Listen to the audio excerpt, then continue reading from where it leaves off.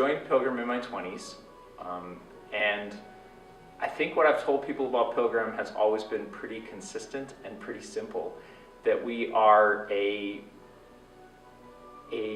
progressive Christian community that is where people come together to work on some really tough questions about faith and to encounter Christ and to grow in our faith. And that means that your doubts and your concerns about what the world means and what faith means are all welcome here. And we're just a group of people who are working that out together. About half of our members come from within our zip code, or the closest couple zip codes, and the other half come from around the Twin Cities. In fact, there's a lot of people who drive a while to get to Pilgrim, because this is a place where they find something unique. I think we do a good job representing some demographics, and I think we do a very good job representing the demographics of our immediate zip code. But St. Paul's a really diverse place, and I think we have more work to do to meaningfully connect with everybody in the city of St. Paul, or maybe to find ways to broaden some of the reinforcing cleavages that exist in the city, where people just don't cross boundaries necessarily.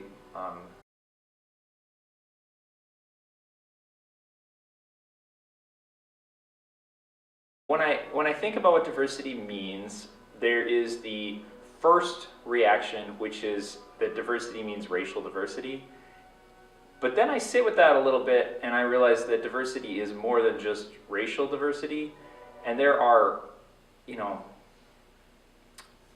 hundreds of different ways that people have different lived experiences and different personal identities.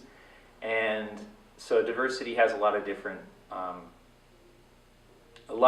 qualities, and it's hard to say that as a community you should say this is the one best diversity and we have to hit this metric of diversity in order to be diverse. So I think Pilgrim, for instance, has done a lot of work over the years welcoming GLBT people into our church, and I think we have a lot of diversity in terms of sexual orientation and gender identity at Pilgrim.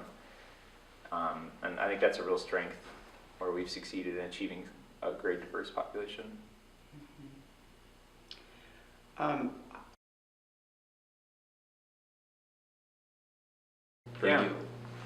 Well, I'm very culturally Lutheran, and I describe myself that way. Maybe even more so than religiously Lutheran, I am culturally Lutheran. I come from probably 4 generations of Norwegian immigrants that were Lutheran Norwegian immigrants, and I have a handful of pastors in my extended family, and growing up, family gatherings and many days a week were spent in church basements, with wheat coffee and potluck dinners and going to choir practice. And so for me, part of my cultural identity is my Lutheran identity.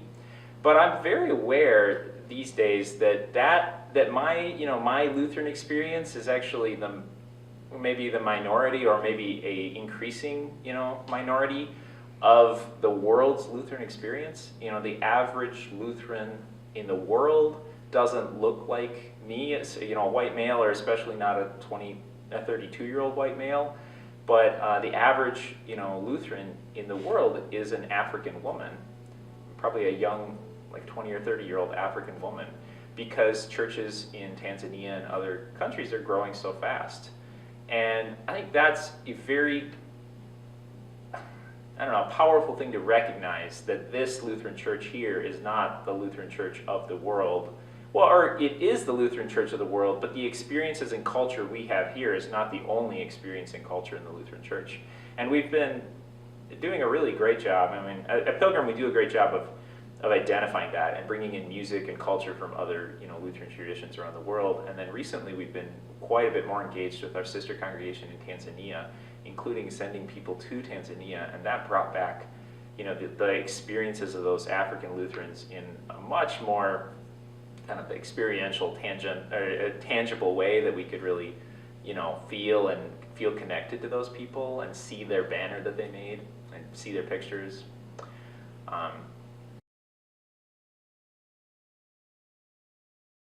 challenge is getting over that, like, some days you want to come to church and be in a safe space among people you know and trust and have that friendship circle that you can like fall back on. And, life is hard, and so there's enough going on that you need that, and that's one of the reasons we all are part of church, I think. And so, that has to be balanced with the fact that if we don't take risks, if we don't welcome new people, if we don't find ways to speak our voice, our faith perspective more strongly, and in ways that change our culture, we don't have much of a mission to hold us together as this social club at the end of the day.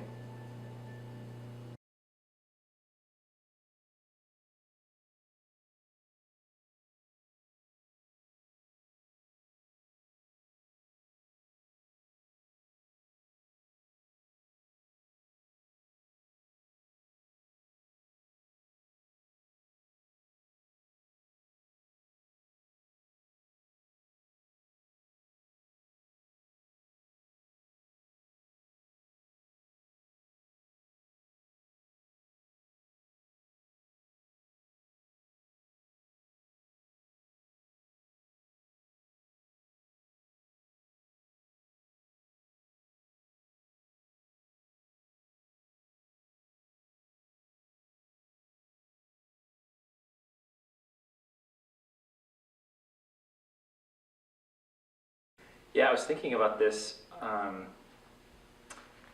thinking about how risk is sometimes perceived as kind of a bad thing. That, we took a big risk and failed and closed our business down or something like that. And I think that risk makes people a little nervous, especially in many communities where we always have done things that way, kind of.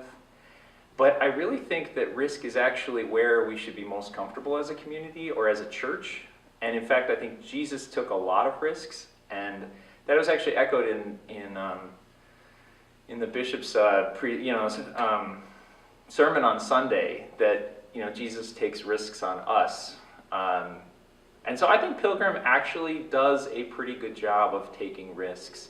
They're calculated risks. Maybe they're not rash. Like, we don't rush out and do something, without considering the consequences or implications. But I think that we are taking, risks to try reaching out to new people in our community, to try and solve problems like climate change or social injustice, to try and welcome new groups of people into our doors. And I think that there's probably no upper limit to the amount of risk a church should be comfortable taking when it's, following its mission. And that's, good.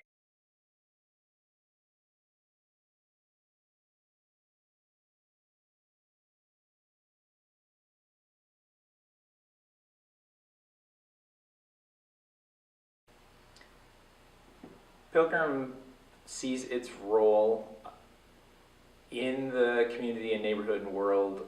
I think I like the ELCA line, God's work, our hands. And I think that's a good frame for how I think Pilgrim approaches its role in society. That, there is good work happening within these four walls, and there's good work happening within each of the people who attend here too. But that's not sufficient good work. We have to be thinking about how does the work we do here and internally affect and grow to help other people in the world. And so I think we want to be engaged in our community, in our neighborhood, and I think we do it in various ways. Succeeding at certain efforts of outreach and engagement more than others maybe.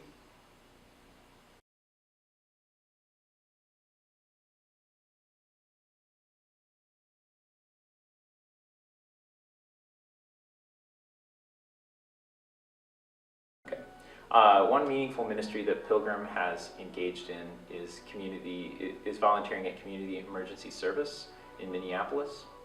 A number of Pilgrims have gone to help with their community meals, and others have helped with their food bank food distribution. And it's a powerful experience of being able to volunteer and help people who are in need. And we especially love the connection to Pastor Lynn Peterson, who works at Community Emergency Service and then often is at Pilgrim as a kind of a special guest preacher and community member.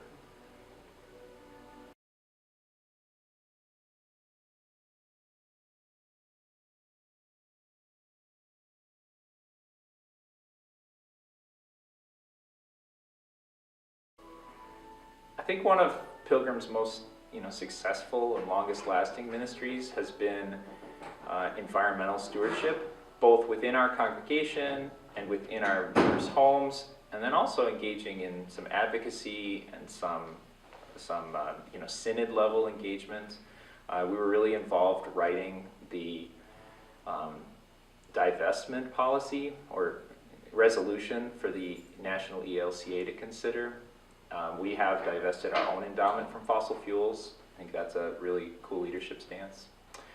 And a number of us are active in engaging St. Paul politics and other regional efforts to try and represent a faith voice at the table when we talk about environmental sustainability and how important it is to care for God's creation.